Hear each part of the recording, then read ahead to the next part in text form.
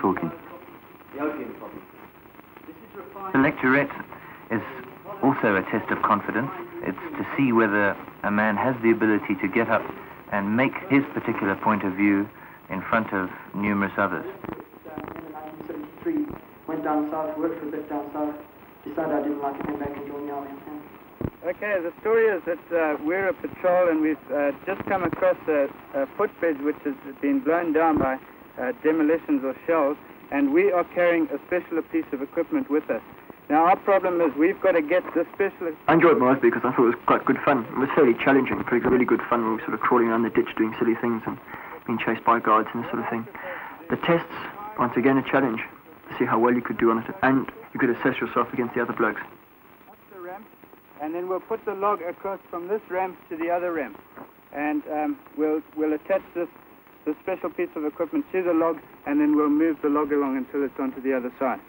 Okay.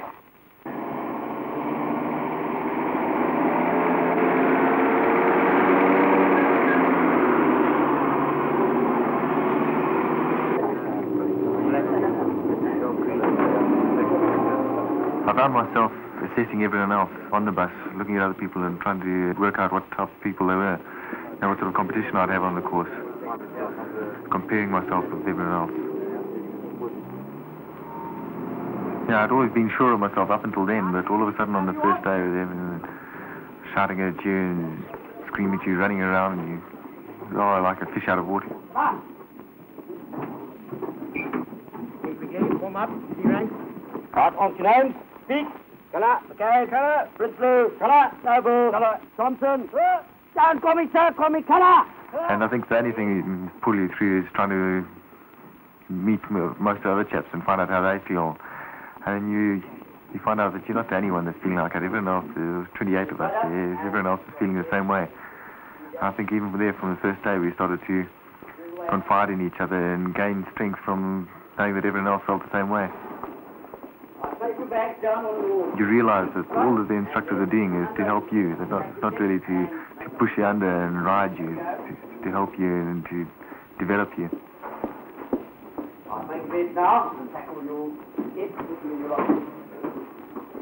The first phase is the initial or basic training phase, which incorporates turning civilians into soldiers.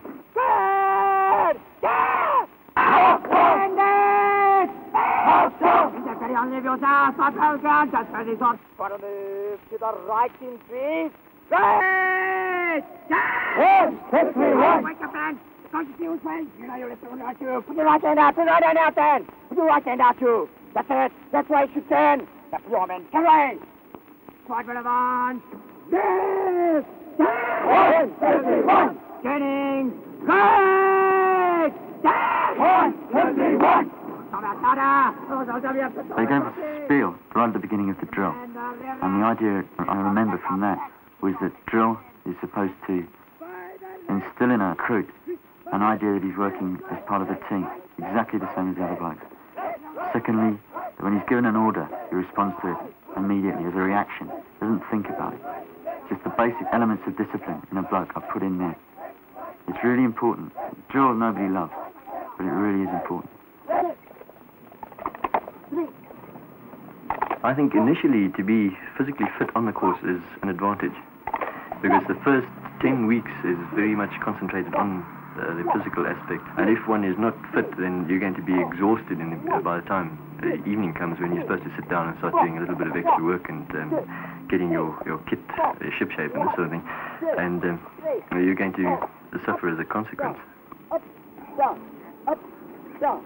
I think subsequently, in battle conditions, when a man leaves the School of Infantry as an officer, it is essential to be fit in that you are leading troops, and this implies, of course, that you've got to set the standard, you've got to set the example, and you set the pace. You take, for example, a man in the field who has been tracking down a group of terrorists all day. The leader has to be able to map read, he has to be able to send back situation reports, make assessments of any situation, he's got to be able to make appreciations of the ground, of any position, and once they get into battle, he's got to lead those men into battle. If he's unfit, then he can't even start to concentrate on these other aspects, because he's got this great problem of exhaustion. Okay, down, down, down, down, there. Veterans, take that! Before we start this inspection, just looking at the floor. There's not enough polish on the floor. I suggest you get a grip of the... The first phase of the course, there's a hell of a lot of bull and spit and polish and the sort of rubbish, associated rubbish that goes with it. You understand why you're having to do this sort of thing, and even though it's a bit of a pain at the time, one does it. I suggest you get a grip of the batsman. The shirt is not up to standard. Actual fact, you are below standard. Be shy standing shine parade again. Cover. Right, the bed layer, there's been some effort. However, as far as the small points go, not enough time and effort. Remember, I think I hated the shine parade most at night. It takes you hours to fix up your kit. For some little sergeant to come in and tip your bed over and throw the whole lot on the floor, you've got to start all over again, and that's the biggest pain. Brasses as well, are not up to standard. Go. 72-17-95, Officer Cadet Prince Luke. Come on.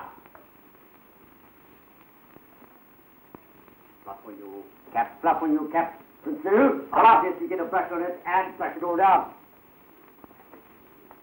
Sideburns as well, not getting too long there, lad. Make sure they cut off at the top of your ear. Come on.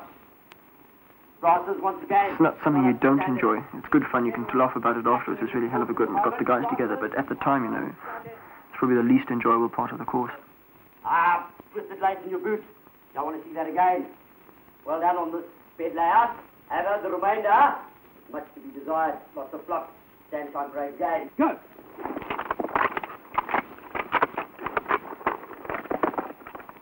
The fifth phase is designed to turn a man who's from various different standings in society, turn that man into a soldier. The phase itself incorporates various aspects of basic training. These include weapon training, during which he's taught to use effectively and become proficient in those weapons which he'll be dealing with in later life, not only himself, but those troops under his command.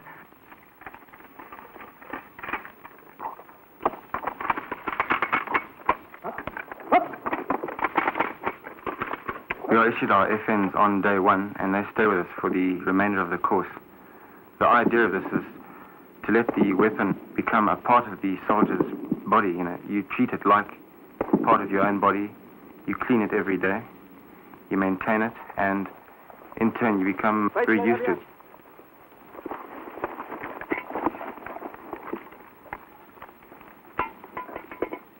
A lot of people came here with the idea that the School of Infantry was a glorified university where you walked around and with a briefcase and white tabs on your shoulders, and due course you got your pips and you passed out as an officer. But it's totally different to that. It's quite a traumatic experience. On fire! It involved what any recruit course involved, which is the basics. And even before that, it is a matter of breaking down all the individuals into something the School of Infantry could work with, and something we could work into a team. Because you get a lot of individuals coming from all walks of life, and each person has his own ideas, and each person would like to do his own thing, in other words. And their objective at this stage is to break us all down into one uniform body, and then from there to build us up again, and to build us into a unit, into a working team. This involved a lot of physical exercise, physical bashing about more than anything else, running around all over the place, shouting, screaming, all this sort of thing. And it's quite a traumatic experience for somebody who's not really used to it. There's a tremendous amount of responsibility, really, when you consider it. In a year, they take somebody from a school, work on that person, and in a matter of a year, 13 months, they produce a man who is now capable of leading a platoon of men. It's quite a tremendous step in someone's life, in a young man's life.